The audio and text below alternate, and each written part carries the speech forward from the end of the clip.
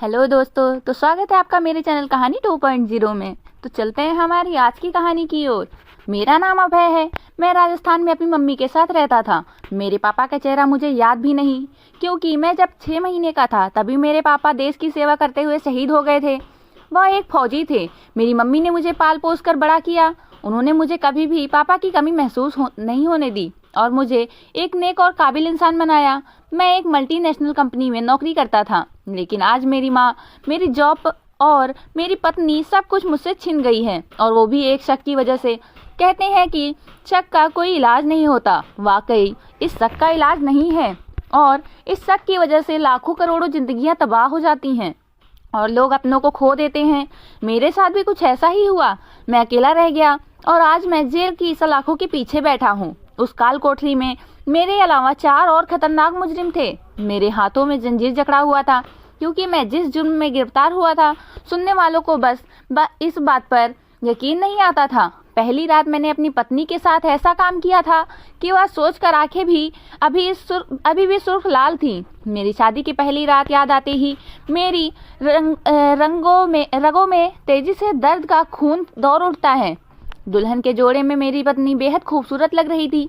उसे देखकर मैं अपना कंट्रोल खो दिया और मैंने बड़ी बेदर्दी से उसके सर से दुपट्टा खींचकर उतारा, और जब असली रूप उसे दिखाया तो वह दर्द से तिलमिला उठी थी। मुझे हैरानी से देखने लगी। मैंने कहा, क्या हुआ? अभी तो मैंने अपनी मोहब्बत की शुरुआत भी नहीं की और तुम चिल्ला रही हो।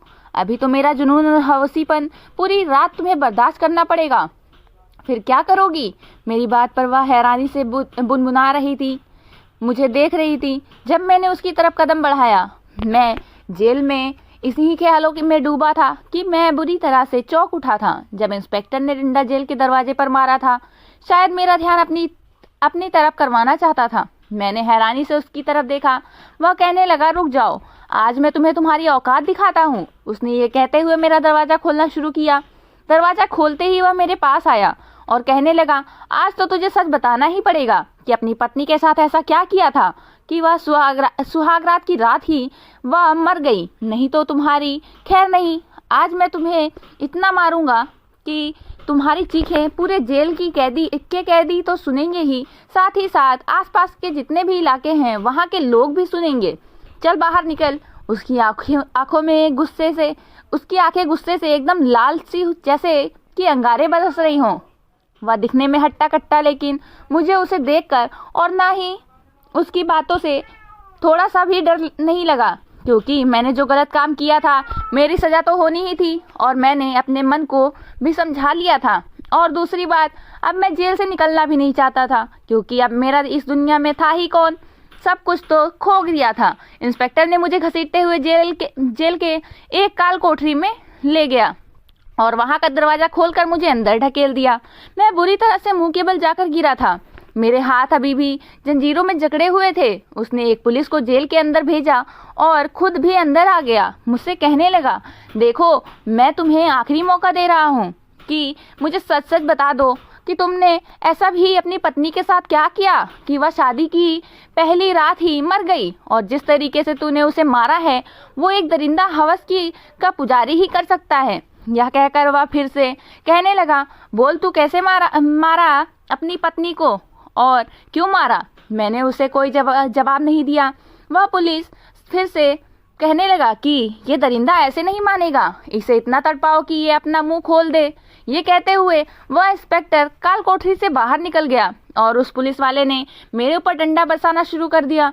मुझे उसने इतना मारा कि मैंने जो जेल की ड्रेस पहनी हुई थी, सफ़ेद शर्ट और पैंट, वो भी फट गई। लेकिन कुछ बोलना तो दूर, मैंने अपने मुंह से उफ तक नहीं किया। मेरे ऊपर मारने के निशान होने लगे थे और उससे खून निकलने लगे। तब वो पुलिस वाले इंस्पेक्टर को बुलाया और कहा, सर, इसने तो अभी तक अपना मुंह नहीं खोला, इसका आप क्या करूं? ये तो इंस्पेक्टर ने कहा रहने दो, अब इसका इलाज फिर कल करते हैं। उसने मुझे बालों से घसीट पकड़ते हुए उठाया और कहा, तुझ जैसे दरिंदे का यही हाल होना चाहिए था, बल्कि मैं तो कहता हूँ इससे भी बुरा। मैंने अपनी नज़र नीचे ही की हुई थी। मुझ में खड़े होने की भी हिम्मत नहीं थी। फिर भी उसने मेरे हाथ में बंधे हुए जंजीरों से पकड़कर मुझे मेरे जेल में ले जाकर धक्का दे दिया और वहाँ मैं कैदी अगर वहाँ मैं पे कैदी नहीं पकड़ता तो मैं औंधे मुंह जमीन पर गिरता। उस कैदी में से एक ने मुझसे पूछा, भाई तू पुलिस को बता क्यों नहीं देता कि तूने उस लड़की के साथ क्या किया है। मैंने रोते हुए बस उसे इतना कहा कि मैं उस पल को दोबारा याद नहीं करना चाहता हूँ।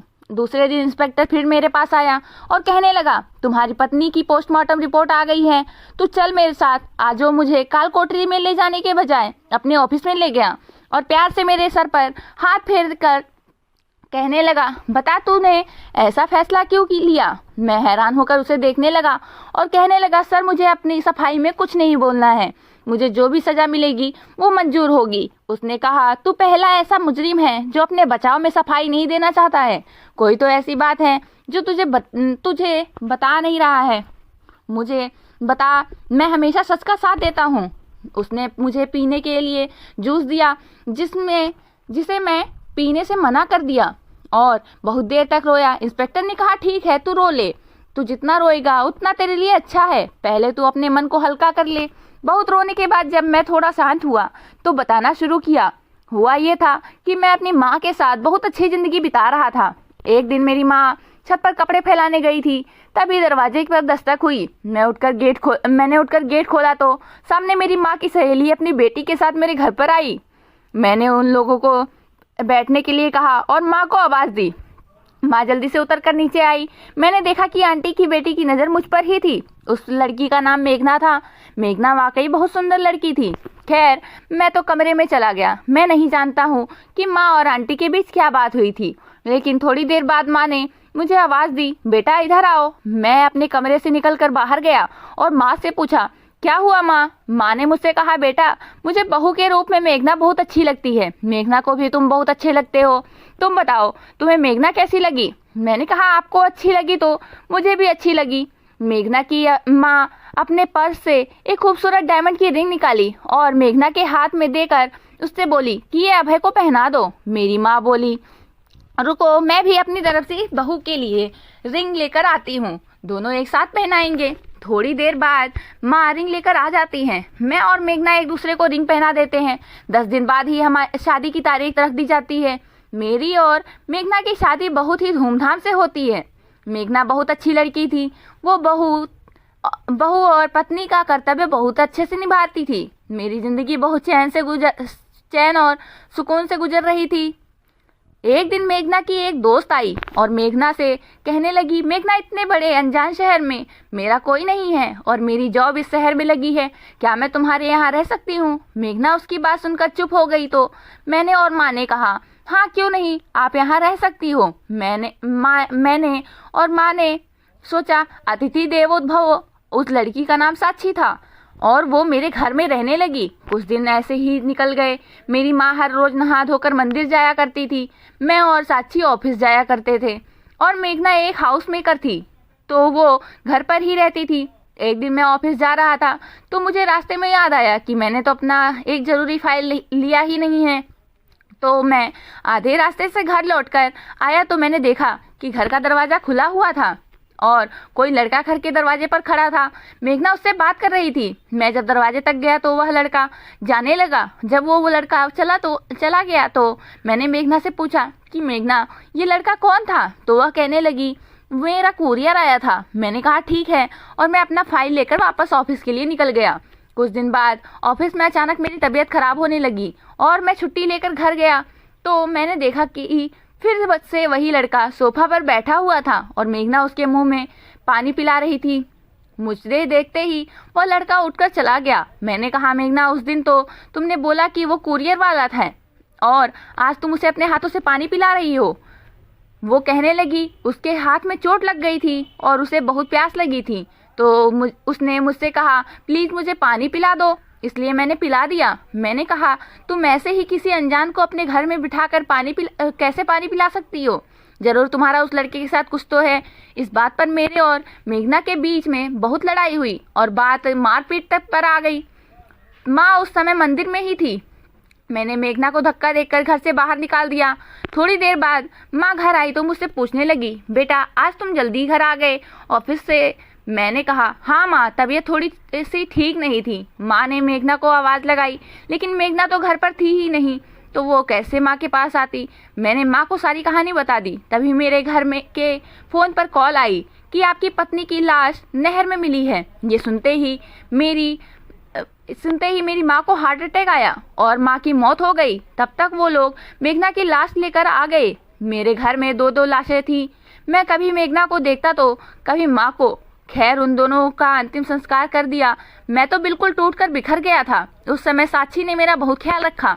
धीरे धीरे मैं साक्षी के करीब होने लगा। एक दिन साक्षी ने मुझसे कहा, क्यों ना हम दोनों शादी कर लें। मुझे साक्षी अच्छी लगने लगी थी और उसे भी मैं अच्छा लगने लगा था।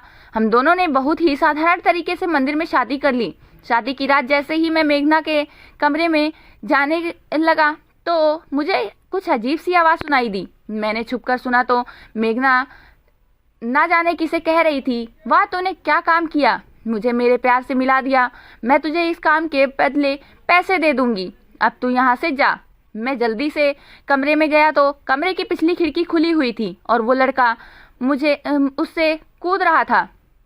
मैंने उसे कूदते हुए देख लिया तो वह वही लड़का था जिसने मेघना अपने हाथों से पानी पिला रही थी। मैं जब उस खिड़की के पास गया तो वो लड़का वहां से कूदकर भाग गया था। मैं साक्षी के पास गया और उसका गला पकड़ते हुए पूछा, बताओ साक्षी ये सब क्या है। उसने कहा, मुझे छोड़ दो, मैं बताती हूँ। दरअसल मैंने जब आपको पहली बार देखा तो अपना दिल हार बैठी और मैं सोचने लगी कि कैसे मेघना को बीच से हटाऊं और मेरे दिमाग में एक आइडिया आया। इसलिए मैंने उस लड़के को जानबूझकर मेघना के करीब किया और आपके मन में शक का बीज बोना शुरू कर दिया। और आखिरकार आपने उस दिन मेघना को धक्के देकर घर से बाहर निकाल दिया। जब मेघना रोते हुए जा रही थी तो इस लड़के ने मेघना को बहला फुसलाकर अपनी गाड़ी में बिठाया और नहर में ले जाकर फेंक दिया। पानी में डूबने से मेघना की मौत हो गई और मैंने आपको पा ही लिया। ये कहकर वो हंसने लगी। मुझे इतना तेज गुस्सा आया कि उसको एक जोरदार थप्पड़ मार दिया। मेरा थप्पड़ लगते ही वो एकदम गुस्से में से खड़ी हुई और फ्लावर पॉट उठाकर मुझे मारने के लिए आई। मैं उसके हाथ से वो फ्लावर पॉट लेने लगा। उसी छीना झपटी में वो फ्लावर पॉट उसके सर पर लग गया और उसके सर से खून का फव्वारा निकल गया और कुछ ही देर में उसने दम तोड़ दिया। और मैंने खुद से पुलिस को फ़ोन किया और पुलिस मुझे पकड़कर जेल की सलाखों के पीछे डाल दी।